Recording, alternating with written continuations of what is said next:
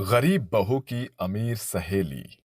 शिखा का सर शर्म से झुका हुआ है। उसकी आंखों से बहते आंसू थमने का नाम ही नहीं ले रहे हैं। वो बार बार बस एक ही बात को दोहरा रही है। तूने सच कहा था सुलेखा। शान और शौकत किसी की सगी नहीं। अमीर होने के कारण मेरी आंखें घमंड से चढ़ गई थी। शायद इसी कारण मेरा सब कुछ खाक में मिल गया और मैं सड़क पर आ गई। ये कहानी है सुलेखा और शिखा नाम के दो बचपन की सहेलियों की, जिनके बीच गहरी दोस्ती है, मगर एक कड़वी सच्चाई दोनों की दोस्ती के दरमियान खड़ी है, और वो है अमीरी और गरीबी की दीवार। जहाँ सुलेखा बिन बाप की बेटी है, वहीं अपनी माँ रमा के साथ एक फूस के घर में रहती है। उसकी माँ लोगों के घर में बर्तन चौका करती थी। माँ की मेहनत को देखकर सुलेखा लगन से पढ़ाई करती है। वहीं शिखा के पिता धर्मेश काफी धनी इंसान थे। उनकी कई डेयरी उत्पादों की दुकानें भी थी, जिससे वो प्रतिदिन मोटी कमाई करते थे। एक दिन दोनों सहेली बातें करते हुए कॉलेज से घर लौट रही थी। सुलेखा, कल कॉलेज में हमारा आखिरी दिन है और फिर कल फेयरवेल भी है। मैं तो पूरी बन ठन कर आऊंगी। वैसे तू कल कौन सी ड्रेस पहनेगी? तूने मेरा बादामी रंग वाला सूट तो देखा ही है, बस वही पहनूंगी। उफ क्या यार सुलेखा, वो सूट तो तू कितनी बार पहन चुकी है। मैं तो चाहे कितनी भी महंगी से महंगी ड्रेस क्यों ना हो, एक बार के बाद उसे दोबारा नहीं दोहराती। अब सभी की किस्मत तुझ जैसी सुनहरी तो नहीं मेरी सहेली। हम गरीबों को अपने शौक के साथ समझौता करना ही पड़ता है।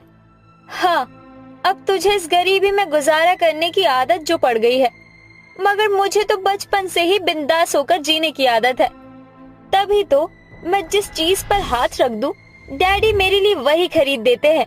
शिखा को यूं अपनी अमीरी की शेखी बघारता देखकर सुलेखा का मन छोटा हो जाता है, क्योंकि शिखा अपनी अमीरी को दोस्ती के आड़े लाकर सुलेखा की गरीबी की हंसी उड़ाती थी।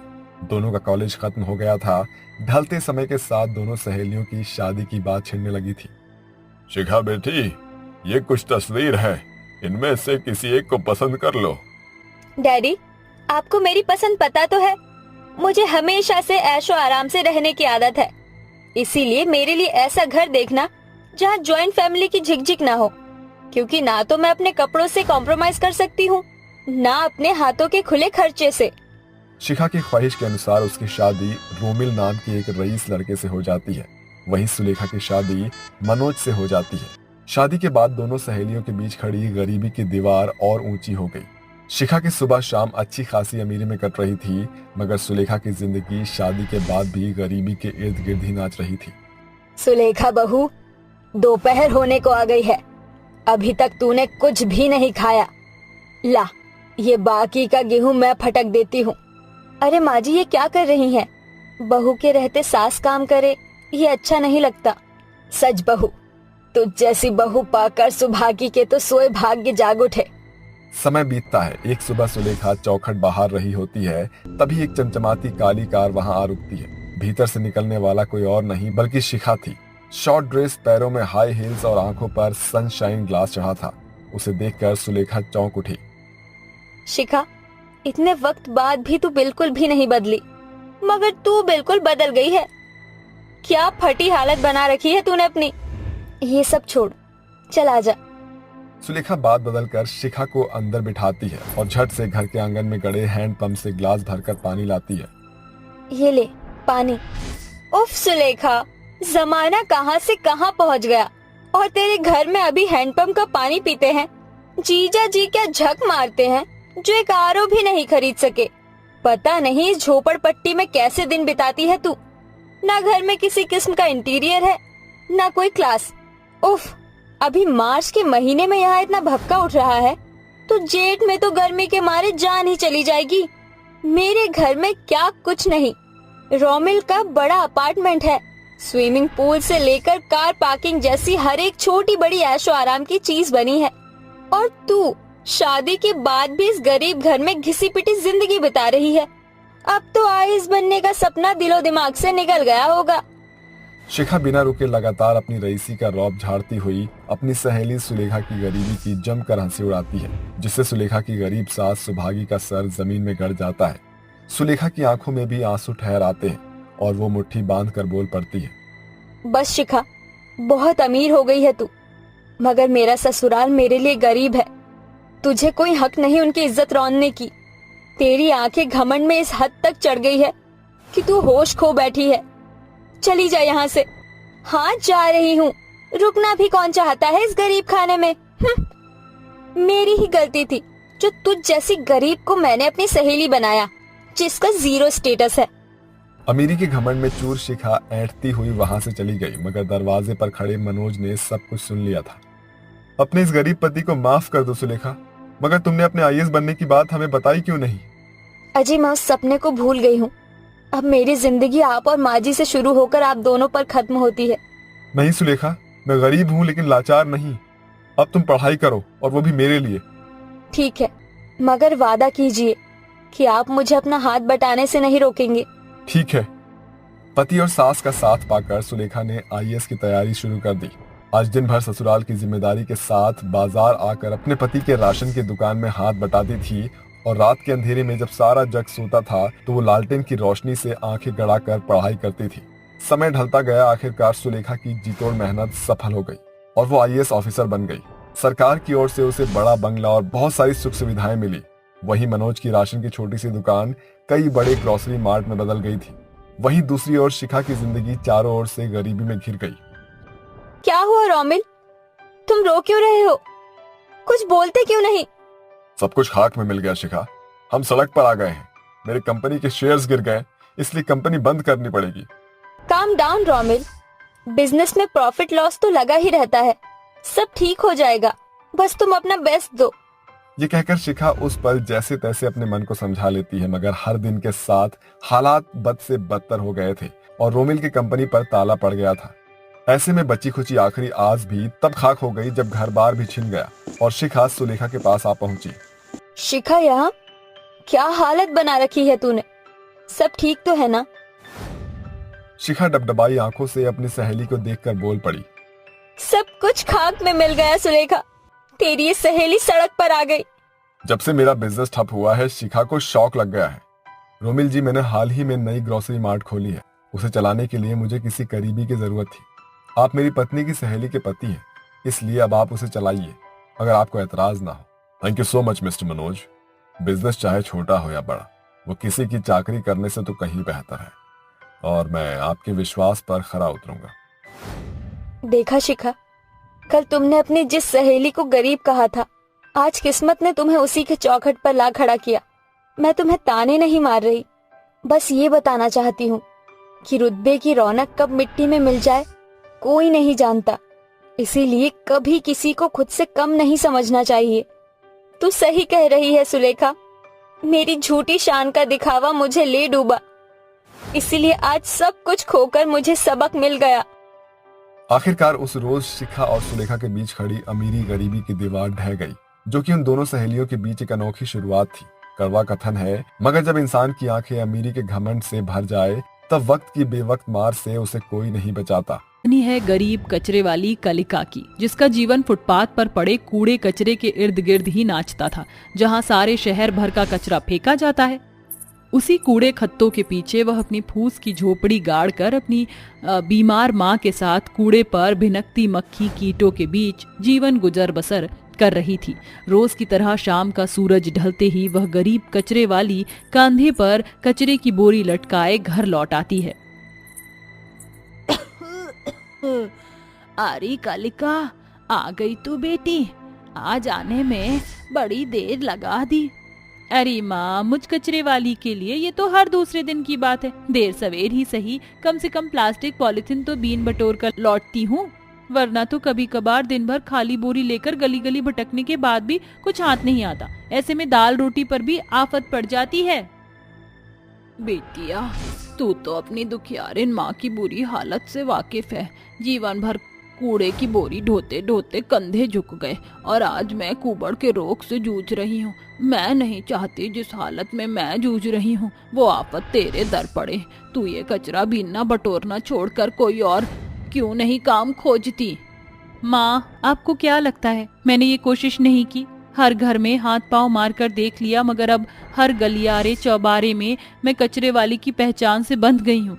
इसलिए अपने घर में काम देना तो दूर, कोई मुझे अपने चौखट पर चढ़ने भी नहीं देता। अब तो मैंने इस जिंदगी को अपना मुकद्दर मान लिया है कि इसी कूड़े खत्तों के गढ़ में ही जीवन बिताना है। कलिका के शब्दों में सच की सार्थकता छिपी थी। जिस कारण उसके मन में दबा दुख आंखों से फूट पड़ता है। समय बीतता जाता है। भोर की फूटती किरण के साथ कलिका अपने कचरे की बोरी कंधे पर उठाए रिहायशी इलाके का रुख कर लेती है। तभी उसकी नजर एक चौखट पर बिखरे लोहे प्लास्टिक देखकर चमक उठती है। अरे वाह, उस चौखट पर कितना सारा लोहा प्लास्टिक है। इससे पहले कि उस पर किसी और की नजर पड़े, मैं उसे बोरी में भर लूंगी। उसे बेचकर आज दाल रोटी छोड़कर भाजी रोटी का जुगाड़ हो जाएगा। कचरे वाली झट से अपने कंधे से बोरी उतारकर उस भंगार की बोरी में भरने लगती है। तभी घर की मालकिन रईस राज रानी उस पर चिल्ला पड़ती है। राम राम राम, अरे ओ कचरे वाली, तेरी हिम्मत कैसे हुई अपने कूड़े में सने कदम मेरे साथ मेरे घर की चौखट पर चढ़ने की? जानती है करोड़ों रुपए की कीमत खर्च कर खरीदा है ये मेंशन, और तूने अपने गंदे गलीज कदम के निशान बना दिए यहाँ। चल भाग यहाँ से।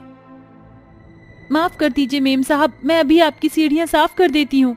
शोरगुल सुनकर आलेख फौरन बाहर आता है। आलेख बहुत ही सुलझा हुआ शख्स था। उसके दिल में हर गरीब के लिए बड़ी दया भावना थी। अरे क्या हुआ माँ, क्यों बिगड़ रही हो? क्यों बिगड़ रही हो उस बेचारी पर? देखो आपकी डांट फटकार सुनकर कैसे सहमी खड़ी है। अरे बेटा, तू नहीं जानता, ये कूड़े कचरे वाले ना अपने में मदमस्त होते हैं। कूड़ा कचरा देखते ही कूद पड़ते हैं। राजरानी की रूखी बोली को सुनकर कलिका की आंखों में ठहरे आंसू चेहरे पर बह जाते हैं। वह बिलखते हुए बोलती है, मेम साहब, अगर हम कूड़े कचरे वाले ना हो तो आपकी सोसाइटी की साफ सड़कों को कबाड़ बनने में देर नहीं लगेगी, समझी? गरीब कचरे वाली का करारा जवाब सुनकर राजरानी के मुंह पर चुप्पी की चपत जड़ जाती है। वहीं उसकी बातें आलेख के मन में घर कर जाती हैं। आलेख सारी रात उसके शब्दों की सार्थकता में डूबा रहता है। अगले दिन कलिका सभी के घर का कचरा लेने के बाद आखिर में राजरानी के चौखट पर खड़ी बुलाहट लगाती है। मेम साहब, कचरा दे दो। अरे साहब, आप? हाँ, वो दरअसल माँ मंदिर गई हैं। ठीक है साहब, कूड़ा है तो ले आइए। जरा ठहरो, मैं लेकर आता हूँ। आलेख झट से कूड़े से भरा डस्टबिन कचरे की बोरी में खाली करके कचरे वाली के हाथों में एक पर्ची पकड़ा देता है। ये क्या है साहब? खुद ही पढ़ लो। माफ करना साहब, पर जिसे अक्षरों की ही पहचान ना हो वो शब्द कैसे पढ़े? ओ माफ करना, मेरा इरादा तुम्हें ठेस पहुंचाने का नहीं था। वैसे मैं माँ की कल की बेरुखी के लिए माफी मांगता हूँ। वो माँ बस जुबान की तरह कड़वी हैं। अरे साहब, ये कोई अनोखी बात थोड़ी है। मुझ गरीब कचरे वाली को तो हर दिन इस जिल्लत से होकर गुजरना पड़ता है। इसका मतलब तुमने माफ किया? तो क्या तुम मुझे अपना बॉयफ्रेंड बनाओगी? ये बॉयफ्रेंड किसे कहते हैं साहब जी? बॉयफ्रेंड मतलब हाँ, लड़का दोस्त। आलेख की बात सुनकर उस गरीब कचरे वाली के कदम लड़खड़ा जाते हैं और उसका चेहरा कश्मकश से भर जाता है। साहब जी, पूरा जमाना मुझ कचरे वाली से कटा कटा रहता है। कोई मुझे देखकर नाक सिकोड़ता है तो कोई रास्ता बदल लेता है, और आप मुझसे दोस्ती करना चाहते हैं? आखिर क्यों? क्योंकि दिन भर कूड़े कीच में सने रहने के बाद भी तुम अपना मन मैला नहीं करती। तुम्हारी ये खूबी मुझे भा गई है। आलेख के मुंह से अपनी वाहवाही सुनकर वह गरीब कचरे वाली जैसे ही उठती है, हर गुजरते दिन के साथ कचरे वाली की ओर आलेख का आकर्षण प्यार का मोड़ लेने लगता है। वह हर दिन ढलते सूरज के उत्कर्ष में खड़े ढेरों बातें करते। कलिका को भी आलेख का साथ भाने लगा था। अच्छा साहब जी, मेरी झुग्गी आ गई, मैं चलूं? हाँ, मगर अब तुम मुझे साहब जी नहीं बल्कि आलेख कहकर बुलाना। आलेख को खुद पर हक देता देखकर गरीब कचरे वाली का मलिन मुंह शर्म से लाल गुलाबी हो जाता है, और उस रात आलेख अपने हाथों में लिए अंगूठी को देखकर कहता है, कलिका, मैं कल वैलेंटाइंस डे का दिन तुम्हारे लिए इतना खास बना दूंगा कि तुम अपनी जिंदगी के सारे गम भुला दोगी। अगले दिन आलेख सूट बूट पहनकर शीशे के सामने खड़ा अपने बाल संवारते हुए हल्की स्माइल के साथ अंगूठी का बॉक्स जेब में रखकर अपनी कार में सवार होकर रास्ते से गुलाब का गुलदस्ता खरीदकर कूड़े कीच के बीच खड़े कलिका की झुग्गी में आता है, जहां कलिका कूड़े के ढेर से पॉलिथीन प्लास्टिक बीनने में आंखें गड़ाई थी। तभी आलेख के जूते कचरे के ढेर पर जम जाते हैं। आलेख, तुम यहाँ क्यों चले आए? देखो ये कचरे की गंध है, चलो यहाँ से। नहीं कलिका, मैं कहीं नहीं जाऊंगा। तुम तो सालों से इस बदबू के बीच रह रही हो, तो मैं क्यों नहीं? इसके साथ आलेख अपने घुटनों पर बैठकर फूलों का गुलदस्ता कलिका की ओर बढ़ाकर कहता है, कलिका, मैं तुमसे बहुत प्यार करता हूँ, क्या तुम मुझसे शादी करोगी? ये सुनकर कलिका के हाथों से कचरे की बोरी छूट पड़ती है और वह आलेख को गले लगकर कहती है, हाँ आलेख, मैं इस कीच के थाक से बाहर निकलना चाहती हूँ, तुम्हारे साथ जीना चाहती हूँ, हंसना चाहती हूँ। उसी शाम आलेख अपनी माँ के सामने ये बात रखता है। अरे दिमाग तो नहीं फिर गया है तेरा आलेख? कहाँ तू रही इस राजरानी का बेटा? कहाँ वह भंगार कबाड़ चुनने वाली कचरे वाली? उसे शादी होना मन की मिठाई खाजा समझा? अपनी माँ की मनाही सुनकर आलेख खामोश खड़ा रह जाता है। अगले दिन कलिका कचरे की बोरी लिए वहां आती है। तभी सोसाइटी का एक बूढ़ा शशिकांत ठेस लगने के कारण जमीन पर गिर जाता है। साहब जी, आप ठीक तो हैं? कहीं चोट तो नहीं आई? कलिका उसे एक कुर्सी पर बैठा देती है, मगर शशिकांत उसे दूर धकेल कर कुड़कुड़ करता है। अरे दूर हट, दो कौड़ी की कचरे वाली कहीं की, बड़ी आई मदद की मसीहा बनने वाली, कूड़ा कबाड़ा बीनने वाले हाथों से छू दिया घर, जाकर फिर नहाना पड़ेगा। चल दफा हो यहाँ से। जाती हूँ, माफ कर देना साहब जी, इस गरीब कचरे वाली से गलती हो गई। दरवाजे पर खड़ी राजरानी ये माहौल देख रही होती है। तभी आलेख उसकी खूबी का बखान करता है। देखा माँ, आज फिर इस गरीब को मदद की बजाय, शाबाशी की बजाय जिल्लत मिली। उसका काम कचरा उठाने का है, इसलिए हम जैसे अमीर लोगों ने छोटा काम करने का एहसास जताकर उनके साथ अपनी रईसी का रुआब झाड़ते हैं। ये हमारे समाज की कैसी दोहरी दोगली रिवायत है, जहां समाज को साफ सुथरा रखने वालों का एहसान मानने की बजाय उनके साथ ऐसा भद्दा सलूक होता है, जो शुरू तो हर घर से होता है मगर समाज में महामारी के जैसे फैल जाता है। अपने बेटे के कटाक्ष बातों से राजरानी के दिलो दिमाग पर चढ़ा गुरूर मिट जाता है, जिसके बाद कचरे वाली को बहू बनाने का ऐतराज इकरार में बदल जाता है। बेटा, तू ठीक कह रहा है, अपनी माँ को माफ कर दे, मैंने उस बेचारी को समझने बुझने में भूल कर दी, अब वही इस घर की बहू बनेगी। राजरानी की रजामंदी जानकर आलेख खुशी से झूम उठता है, जिसके बाद आलेख और कलिका की शादी हो जाती है। उस गरीब कचरे वाली ने कहाँ सोचा था कि कीच के थाक से उठकर सीधे उसे महलों की रानी का जीवन मिलेगा। कावेरी अपनी सास सुधा के साथ रतनपुर गांव में रहती थी। उसका पति ललित ज्यादा पढ़ा लिखा नहीं था, जिस कारण वो पत्थर काटने का काम करता था। अरे ललित, सूरज ढल गया है, सभी मजदूर घर चले गए हैं और तू है कि अभी तक पत्थर काट रहा है? अरे राकेश, मेहनत से भागूंगा तो अपनी अम्मा और मेहरिया का पेट कैसे भरूंगा, और अब तो कुछ दिनों में परिवार भी बढ़ने वाला है। कावेरी के पांव भारी हैं और मैं नहीं चाहता कि जैसी जिंदगी उनका बापू झेल रहा है वो नौबत हमारे बच्चन पर आए। अपनी गरीबी की चर्चा करते हुए ललित की आंखों से आंसू छलक जाते हैं। तभी राकेश उसकी पीठ थपथपाते हुए कहता है, अरे देख लियो मेरे यार, एक दिन तू बहुत आगे जाएगा। अच्छा अब मैं चलता हूँ। ये कहकर राकेश अपने घर की ओर रुख कर लेता है। वहीं ललित अंधेरा घिरने पर भी पत्थर काटना नहीं छोड़ता और तभी आसमान काले बरसाती घटाओं से घिर जाता है, जिसके साथ मोटे मोटे बरसात की बूंदें पड़ने लगती हैं। अरे दादा, ये बरखा भी ना ससुरी जब मन में आवत है बरस पड़त है, अब तो घर ही जाना पड़ेगा। एकाएक ललित हड़बड़ाहट के साथ भागने को कदम उठाता है कि उसके पाँव में पत्थर से ठेस लगता है और लड़खड़ाते हुए ऊंचाई से नीचे गिरकर मर जाता है। वहीं दूसरी ओर कावेरी चौल की चौखट पर बैठी होती है। अरे क्या हुआ बहू, तू यहाँ क्यों बैठी है? देखिए ना सासू माँ, इतनी देर हो गई और ये अभी तक घर पर नहीं आए। अरे बहू, मौसम खराब है तो हो सकता है कि किसी दोस्त यार के घर ठहर गया हो, भोर होने पर आ जाएगा। तो भीतर चल, ऐसी हालत में तेरा ज्यादा देर बैठना ठीक नहीं। इसके बाद दोनों सास बहू सो जाती हैं। सुबह होने पर ललित की लाश उनके घर आती है, जिसे देखकर बेचारी बहू डबडबाई आंखों से बोलती है,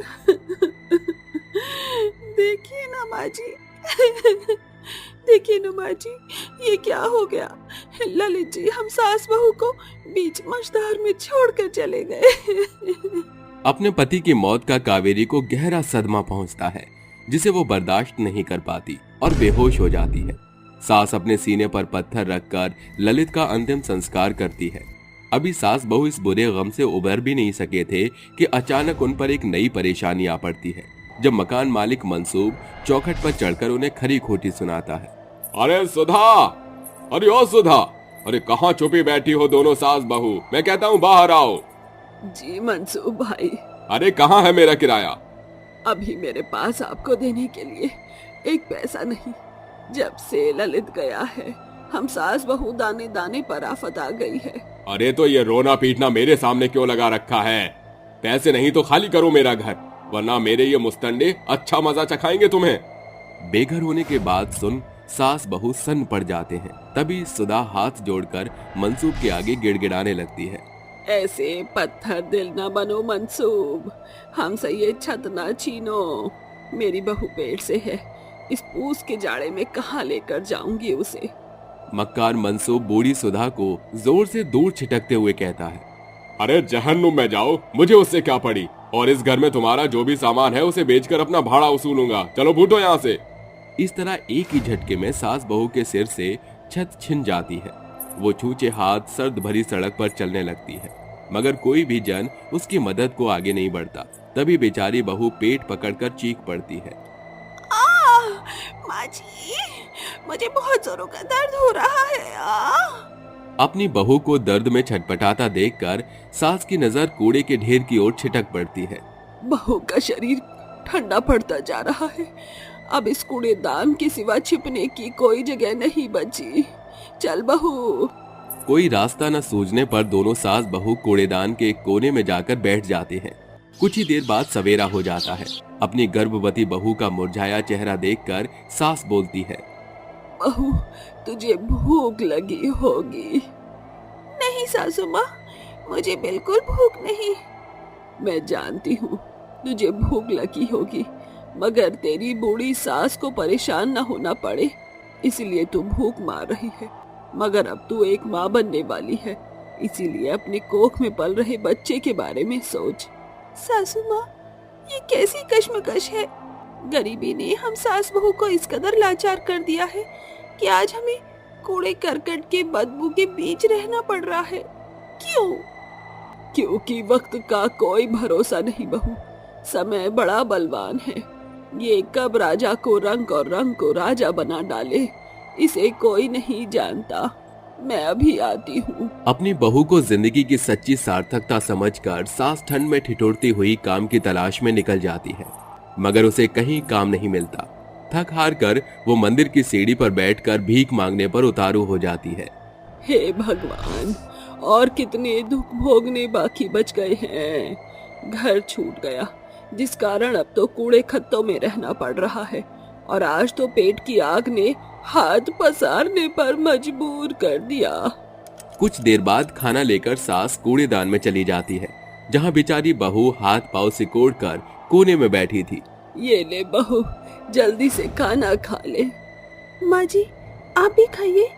अरे मैं तो भरपेट खा कर आई हूँ, ये देख मेरे पेट का हाल। सास झूठी सफाई पेश करते हुए अपना पेट फुला लेती है। तभी बहू की आंखों में आंसू बहने लगते हैं। माँ जी, आपको तो झूठ बोलना भी नहीं आता। अगर आपने खाना खाया होता तो आपका चेहरा फीका ना होता, ना होठ सूखे होते। ये खाना हम सास बहू मिल बांट कर खाएंगे। कचरे के ढेर में बैठी सास बहू दुर्गंध झेलकर खाना खा ही रही होती है कि एक दुबला पतला कुत्ता उनके पास आकर पूंछ हिलाता है, जिसे देखकर कचरे वाली सास बहू का मन पसीज पड़ता है। ये ले मोती, तू भी खा। उस दिन के बाद से वो कुत्ता कचरे वाली गरीब सास बहू का वफादार बन जाता है। अगले दिन से दोनों सास बहू कंधे पर बोरी लटकाए गली गली सड़क सड़क पॉलीथीन प्लास्टिक बीनने लगती हैं, और शाम ढलने पर उसे भंगार में बेचकर मिले हुए पैसे से थोड़ा बहुत खाना खाती हैं। देखते ही देखते गरीब बहू गर्भावस्था के 9 महीनों में कदम रखती है। बहू, तुझे आखिरी महीना लग गया है, अब हम कूड़ेदान में ही कचरा बीन कर काम चलाएंगे। जैसा आपको सही लगे सासू माँ। इसी तरह गरीब कचरे वाली सास बहू कूड़ेदान में दिन बिसारती है, और आखिरकार सूरज की उस ढलती शाम कावेरी को प्रसव पीड़ा का दर्द उठता है। माँ जी। बहू गहरी सांस ले। सास कूड़े में सने फटे मैले चादर से बहू को ढाप देती है। वहीं मोती मदद मांगने के लिए सड़क की ओर दौड़ लगाता है। तभी एक गाड़ी उसके पास रुकती है, जिसमें से सिद्धांत नाम का एक शख्स निकलता है। अरे ये कुत्ता कुछ कहना चाह रहा है। सिद्धांत मोती को सहलाता है, जिसके बाद मोती उसके कपड़ों का कोरा खींचकर उसे कूड़ेदान में ले आता है, जहां कचरे के ढेर में कावेरी अपनी जन्मजात बेटियों के साथ लेटी थी। अरे माताजी, इस सड़े गले कचरे के ढेर में इन बच्चियों का सांस लेना सही नहीं। आप यहाँ क्यों रह रही हैं? साहब, कोई खुशी से कचरे में थोड़ी रहता है। गरीबी और बेघरता की बेड़ियां उन्हें यहाँ खींच लाती हैं। ये कचरे की ढेरी ही हम गरीब सास बहू का ठिकाना है। कचरे वाली सास बहू का दर्द सितम देखकर सिद्धांत का कलेजा कचोट उठता है। अरे तो चलिए मेरे घर में। मैं एक डॉक्टर हूँ, ज्यादातर अस्पताल में अस्त व्यस्त रहता हूँ। मेरे घर ताले की चपत रहने से भला आप और ये बच्चियां वहाँ रह सकती हैं। मगर साहब, हमारे पास एक पैसा नहीं जो हम तुम्हें दे सके। इसकी कोई जरूरत नहीं अम्मा, बस बदले में आप अपने हाथों का खाना मुझे बनाकर खिला देना। एक अरसे से माँ के हाथों का खाना नहीं खाया, क्योंकि वो मुझसे रूठकर तारा बन गई है। एक अमीर शख्सियत होकर भी सिद्धांत के रवैये में रईसी का रुआब नहीं था। वो बेहद सुलझा हुआ था, जिसे देख गरीब कचरे वाली सास बहू अपनी जुड़वा बच्चियों के साथ सिद्धांत के घर चली आती है और उसके एहसानों को याद रखते हुए घर का रख रखाव करती है। उस दिन के बाद से सास बहू का कचरे की कड़ी से नाता तो टूट जाता है, मगर वो बुरे दिनों की छवि आज भी उनके मन में कहीं न कहीं घर बनाई बैठी है, जो उन्होंने एक बड़े वक्त तक भोगा था।